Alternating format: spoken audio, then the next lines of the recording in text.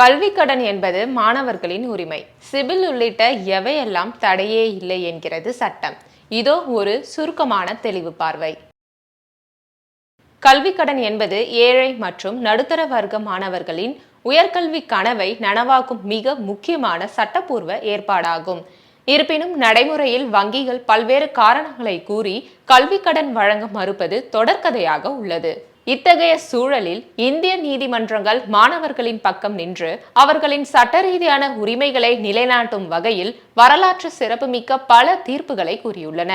இந்தியாவில் உயர்கல்விக்கான செலவு விண்ணை தொடும் அளவுக்கு உயர்ந்துள்ள நிலையில் தகுதியுள்ள மாணவர்களுக்கு கடன் வழங்குவது வங்கிகளின் சமூக கடமையாகும். இந்திய ரிசர்வ் வங்கியின் வழிகாட்டுதல்களின்படி கல்வி கடன் என்பது முன்னுரிமை துறை கடன் பிரிவின் கீழ் வருகிறது. அதாவது வங்கிகள் தங்களின் மொத்த கடனில் ஒரு குறிப்பிட்ட பகுதியை தகுதியான மாணவர்களுக்கு வழங்கியே ஆக வேண்டும். எனினும் ஏதேனும் காரணங்களை கூறி வங்கிகளால் கல்வி கடன் மறுக்கப்படும் சம்பவங்கள் நடந்து கொண்டே இருக்கின்றன. அதுபோன்ற தருணங்களில் நீதிமன்றங்களை நாடும் மாணவர்கள் பெற்றோர்களுக்கு ஆதரவாக சென்னை உயர்நீதிமன்றம் உட்பட நாடு முழுவதும் உள்ள உயர்நீதிமன்றங்களும் உச்சநீதிமன்றமும் பல முக்கிய தீர்ப்புகளை வழங்கியுள்ளன.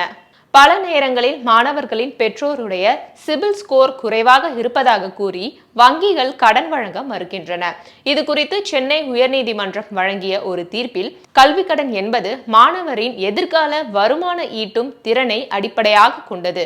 பெற்றோரின் கடன் வரலாறு அல்லது சிபில் ஸ்கோரை காரணம் காட்டி மாணவர்களின் கல்வி கனவை வங்கிகள் சிதைக்க கூடாது என்று தெளிவாக குறிப்பிட்டுள்ளது. மாணவர்கள் மேனேஜ்மெண்ட் கோட்டா மூலம் கல்வி நிறுவனங்களில் சேர்ந்திருந்தாலும் அல்லது குறைந்த மதிப்பெண் பெற்றிருந்தாலும் கடன் வழங்க மறுக்க முடியாது என நீதிமன்றங்கள் கூறியுள்ளன. கல்வி நிறுவனங்கள் மாணவரை சேர்த்து கொண்ட பிறகு அந்த மாணவர் கடனுக்கு தகுதியற்றவர் என வங்கிகள் தீர்மானிக்க முடியாது என்பதே நீதிமன்றங்களின் நிலைப்பாடு.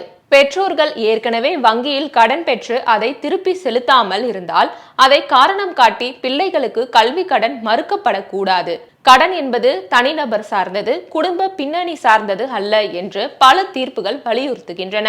இவ்வாறு பல தீர்ப்புகள் மாணவர்களுக்கு ஆதரவாக வந்திருக்கும் நிலையில் கல்வி கடன் பெறுவதில் மாணவர்களுக்கு உள்ள உரிமைகள் குறித்து இங்கு போதிய விழிப்புணர்வு இல்லை. வங்கி கிளைகளுக்கு செல்லும் போது மாணவர்கள் தங்களின் உரிமைகளை தெளிவாக தெரிந்து வைத்திருப்பது அவசியம்.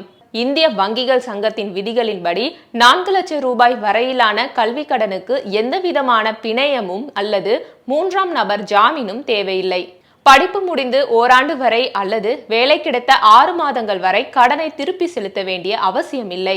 படிப்பு செலவில் ஒரு பகுதியை மட்டும் வழங்குவதாக வங்கி கூற முடியாது. கல்வி கட்டணம், விடுதி கட்டணம், புத்தகங்கள் மற்றும் கல்வி உபகரணங்கள் வாங்குவதற்கான செலவு அனைத்தையும் உள்ளடக்கியதாகவே கடன் இருக்க வேண்டும். அதேபோல் ஒரு மாணவரின் கடன் விண்ணப்பத்தை வங்கி நிராகரித்தால் அதற்கான காரணத்தை எழுத்துப்பூர்வமாக வழங்க வேண்டும். வாய்மொழியாக மறுப்பது சட்டப்படி செல்லாது. ஒருவேளை வங்கிகள் கடன் வழங்க மறுக்கும் பட்சத்தில் ஏன் கடன் மறுக்கப்படுகிறது என்பது பற்றி வங்கியின் மேலாளர் முறையான பதிலளிக்கவில்லை எனில் வங்கியின் குறை தீர்ப்பாளரிடம் இணையதளம் வாயிலாக புகார் அளிக்கலாம். சரியான காரணங்களின்றி கல்வி கடன் மறுக்கப்படும் போது உயர்நீதிமன்றத்தில் ரிட் பெட்டிஷன் தாக்கல் செய்து நிவாரணம் பெற முடியும். கல்வி என்பது ஒரு நாட்டின் முன்னேற்றத்துக்கான அடிப்படை.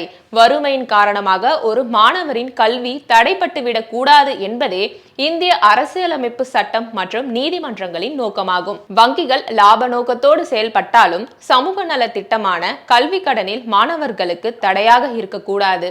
மாணவர்கள் விழிப்புணர்வுடன் தங்களின் உரிமைகளை நிலைநாட்டும் போது நீதிமன்ற தீர்ப்புகள் அவர்களுக்கு கேடயமாக விளங்கும்.